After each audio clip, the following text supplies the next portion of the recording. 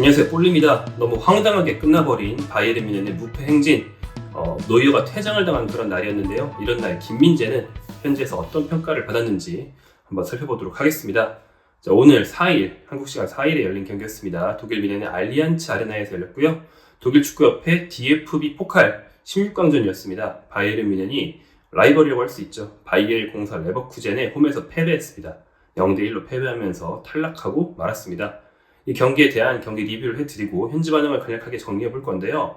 사실 오늘은 약간 좀 그깟 공놀이라고 해도 될 정도로 우리나라에 굉장히 사회적으로 엄청난 이슈가 있는 날인데, 오히려 그래서 좀 일찍 자고 축구를 보려고 하시던 축구팬들 중에서 시사 이슈 때문에 그걸 다 이제 팔로우 하시느라 이제 간밤에 잠을 제대로 못 주무시느라 이 경기를 놓치신 분들이 많지 않을까 생각이 돼요.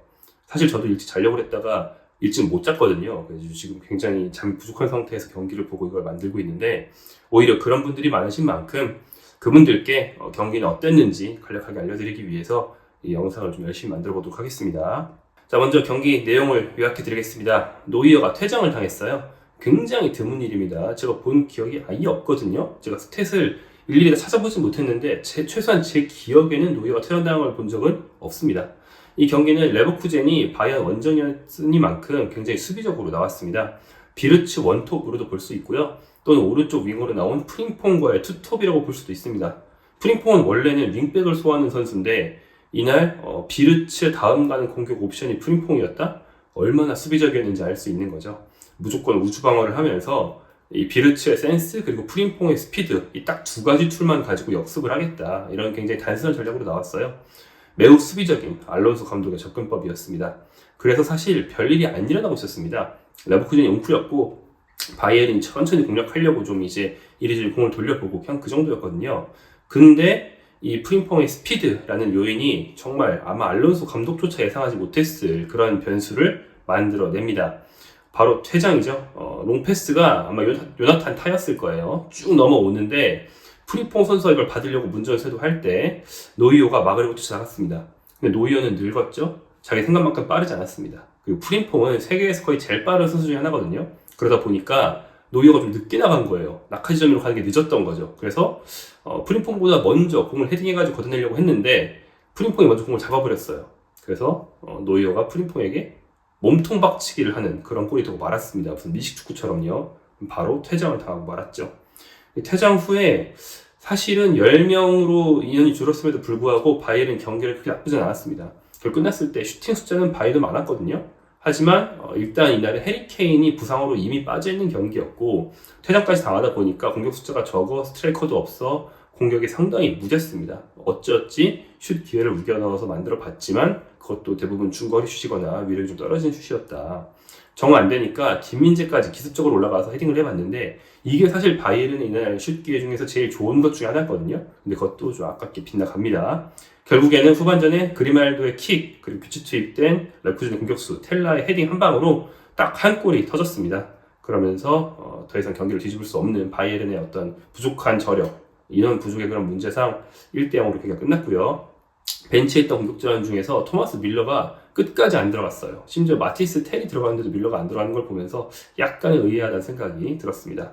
이렇게 바이에른의 8경기 무패 행진이 마무리됐습니다. 바이에른이 7경기 무실점 연승을 달린 바 있죠. 그러다가 가장 최근 경기였던 도르트문트전에서 1실점해서 1대1 무승부가 됐는데 이번에도 또 1실점하고 졌어요. 그러니까 무실점 7연승, 1실점 딱 2번 했는데 무패, 이렇게 된 거죠. 최근에 수비보다는 공격이 확실히 무뎌져 있다, 이걸 알 수 있습니다. 그러니까 최근 9경기 실점은 9경기 2실점으로 여전히 굉장히 좋은 실점률인 거죠. 문제는 최근에 상당히 무뎌지고 있는 공격이었던 겁니다. 자, 현지 보도에서 어떤 관점으로 봤는지 보면요. 일단 또 탈락이다 라는 점에 상당히 초점을 맞추고 있습니다. 그것은 바이에른의 포칼 잔혹사를 얘기하는 건데요. 최근 5시즌 중에서 최고 성적이 8강입니다. 독일 내 컵대회에서 독일 최강팀이 최고 성적이 8강이다. 사실 좀 쉽게 납득할 수 있는 그런 결과는 아니죠. 심지어 그 중에 3시즌은 2라운드 탈락이에요. 이거 32강 탈락이라는 뜻입니다. 이번 시즌은 16강 탈락, 그리고 8강 탈락 딱 한 번, 4강 이상은 가본 적도 없다. 지난 2021-2022 시즌 기억하시는 분들이 많으실 것 같은데 이때 보루시아 멘헨글라드바흐에 무려 0대5로 대패하면서 일찌감치 떨어진 바가 있습니다. 바로 지난 시즌은 3부 팀이죠. 자르브리컨한테 져서 탈락하면서 뭐 이런 팀한테 줘? 약간 이런 얘기가 나왔었거든요. 그 정도로 포칼만 나오면 유독 약해지는 게 바이에른이다. 사실 역사적으로 보면 바이에른은 독일 최강인 만큼 포칼에서 독보적인 최다 우승입니다. 20회 우승을 했거든요. 하지만 2020년 우승 이후에 최근 5시즌 동안은 엉망진창입니다. 그런데 이제 바이에른 같은 경우에는 지난 시즌은 그냥 초반에 원체 물론 승점 획득 능력은 좋았지만 경기력 자체가 들쑥날쑥했기 때문에 그렇다 할 수 있어요. 근데 사실 이번 시즌은 경기력이 올라왔잖아요. 그럼에도 불구하고 이렇게 일찍 포칼에서 탈락한 거는 어떻게 보면 앞선 시즌들보다 더욱 아쉬울 수도 있다 생각하고요. 최근에 뭐 케인의 부상이라든지 자꾸 쌓이고 있는 그런 체력 문제 이런 게 이제 겹쳐서 이번 패배가 되지 않았나 생각합니다. 그리고 이제 케인의 무관력을 또 한 번 집중하는 그런 축구팬들도 계신 것 같아요. 또 떨어졌네? 라는 느낌이죠. 물론 이 포칼 탈락은 케인이 오기 전에도 바이에른은 늘 있었던 일이기 때문에 케인과는 좀 무관하다 이렇게 보실 수 있습니다.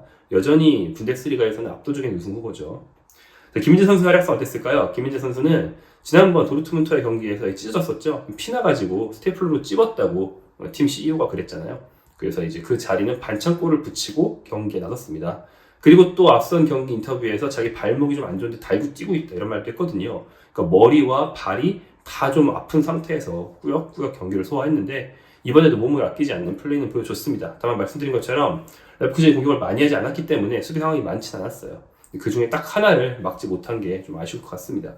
김민재 혼자라기보다는 수비진 전체, 어떻게 보면 바이에른 팀 전체의 어떤 문제였기 때문에 한 명 한 명 귀책을 말하는 건 좀 힘들지만 아무튼 늘 말씀드리는 것처럼 결국 실점이 나왔다면 또 졌다면 수비수는 뭐 n분의 1일지언정 책임을 피할 수 없는 게 또 그 포지션의 숙명입니다.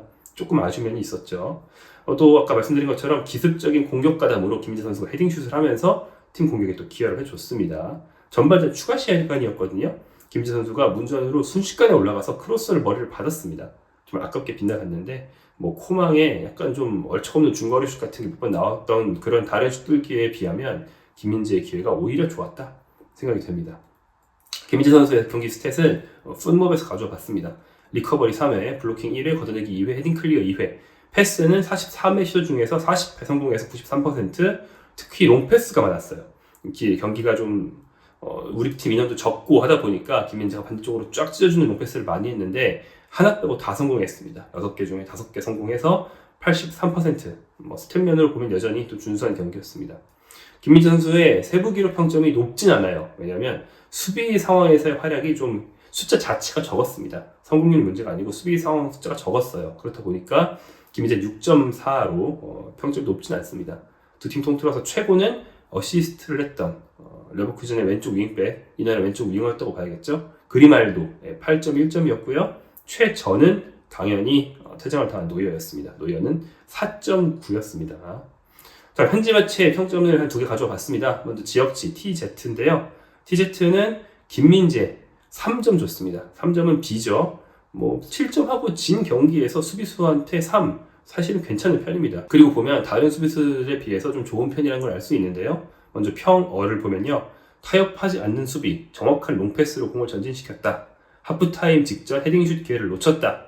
하지만 이제 이런 좋은 플레이에도 불구하고 실점 상황에서 좋은 위치 선정은 아니었다라고 좋았던 점과 약간 낮췄던 점을 아울러 말하면서 보통 평점인 3점을 줬습니다. 여기서 노이어에게 진짜 낙제 중에 낙제라고 할 수 있는 6은 F죠. 6점을 줬고요. 수비진은 말씀드린 것처럼 4가 몇 명 있습니다. 근데 이제 김민재와 라이머가 3이고요. 우퍼메카노와 데이비스가 4로 김민재는 조금 높은 편이다. 팀 내에서 김민재보다 높은 선수 조슈아 키미히 2점 받은 키미히 한 명 딱 있고요. 3점이 라이머 김민재 뿐이에요. 선발 멤버 중에서. 교체 투입된 골키퍼 페레츠가 조금 잘해준 편이라고 생각했는지 3을 줬어요. 그래서 2 1명, 3 3명인 걸 보면 김민재는 진 경기에서 비면 중상위권이다 이렇게 보시면 되겠습니다. 이 매치가 노이어에 대해서 뭐라고 했는지 잠깐 볼까요? 노이어 초반 17분 동안 막아야 할 슛이 하나도 없었는데 그리고 그의 경기가 끝나버렸다. 타의 롱패스가 바이에른 페널티 지역을 향해 날아오는 프림퐁을 향해서 날아왔다. 노이어는 라이머가 거기 있었음에도 불구하고 달려나오다가 공을 잡지 못하고 대신 선수를 가격했다. 퇴장당하고 팀에 해를 끼쳤다라고 이제 퇴장이면 6점이지 뭘 더 바래 라고 말하는 듯한 평화를 남겼습니다. 자, 다른 현지 매체 RAN입니다. 라디오 방송이고 이제 이런 기사도 쓰는데요. 김민재에게 또 3점을 줬습니다. 레버쿠젠이 수비적이어서 전반전에는 거의 위협을 받지 않았지만 그래도 괜찮은 경기였다. 전반전 추가 시간 골대를 넘어간 헤닝슛이 아쉬웠다. 나중에 상대 공격수 쉬크, 텔라가 투입됐을 때는 더 많은 활약이 필요했다. 실점 상황은 위치가 좋지 않았다. 앞서서 본 TZ의 평점 거의 똑같죠? 그래서 김민재 이번에 3점이고요. 여기는 노이어도 5점, 김 3점 몇 명 있고 여기는 2점이 없습니다. 그래서 3점이면 팀 내 최고입니다. 네. 물론 이제 그걸 엄청나게 좋은 걸로 할 수 없지만 김민재 선수는 이날은 그나마 좀 뭐라도 해보려고 했다라는 평가를 받았다고 보시면 되겠습니다. 자, 이렇게 현지 평가까지 받고요. 김민재 선수는 좀 아쉬운 패배지만 그렇게 소위 말하는 억가를 당하지 않았다 보시면 되겠어요. 마지막으로 간단한 스탯 하나 보여드리면서 마치겠습니다. 전 유럽에서 패스를 가장 많이 한 선수가 누군가? 현재까지 5대 리그 통틀어서 컵대회 포함 누가 패스를 가장 많이 했는가 봤더니 역시나 팀 스타일이 패스를 엄청 돌리는 팀인 바이에른이 상위권을 독식하고 있었다. 그중에 김민재가 전 유럽 5대 리그 2위였다. 1위는 키미히, 2위가 김민재, 3위가 도르트문트죠, 슐로터베크, 4위가 바르셀로나의 이니고 마르티네스, 5위가 우파메카노였습니다. 그러니까 바이에른 후방에 있는 키미히, 김민재, 우파메카노 이 삼각형이 이제 상위 5명 중에서 3명이나 돼요. 그만큼 김민재가 경기 내내 많은 부담을 갖고 플레이를 한다는 얘기입니다. 패스가 엄청 힘든 건 아니지만 그거를 경기마다 막 수십 개, 맞으면 100개 넘게 막 돌리는 건 그래도 힘들겠죠. 정신 똑바로 차려야 되고요. 그래서 이렇게 심신이 좀 필요할 만한 경기를 이어가고 있는 김민재고요. 아직 지옥의 일정 끝나지 않았습니다. 매주 2경기씩 하는 이 일정이 다음 리그 경기 하이덴하임, 그 다음 챔피언스 리그 샤흐타르, 그리고 또 이제 리그 마인츠까지 이어집니다. 그리고 일주일 뒤에 라이프치히를 만나면 전반기 끝이에요. 전반기 끝나는 게 21일인가 그렇거든요. 그때까지 김민재 선수 다친 데 터지지 않고 휴식이 다가오고 있으니까 조금만 더 파이팅 해줬으면 좋겠습니다.